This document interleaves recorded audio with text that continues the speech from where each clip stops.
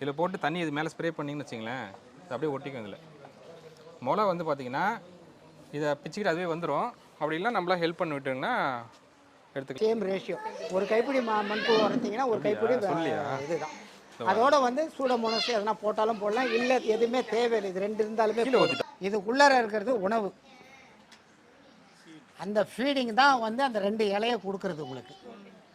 சரிங்களா? அது எந்த பெரிய விதையாக இருந்தாலும் சரி, பச்சை மிளகாவுடைய விதையும் சொல்கிறேன், அதுக்கு உண்டான ஃபுட்டு அதுக்குள்ள இருக்குது. அவங்க கொடுத்த இடத்துல உடனே முளைச்சது 5ஆவது நாள் 6ஆவது நாளெல்லாம் முளைப்பு வந்தது, எங்களுக்கு வரவே இல்லைன்னாங்கன்னா, நீங்கள் எல்லா விதையும் அவர் தானே சொன்னார், தண்ணியில் போட்டு உடனே எடுத்து பஞ்சகாயத்தில் ஊற வச்சு போட சொன்னீங்கன்னு, அது மாதிரி தான் பண்ணேன் நான்.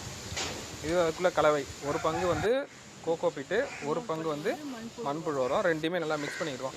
ஆல்ரெடி வந்து நம்ம இதெல்லாம் உயிர் உரம்லாம் கொடுத்துருக்கோம், கோகோ பீட்லேயே கொடுத்துருக்கோம். 1 லிட்டருக்கு 5 லிட்டர் தண்ணி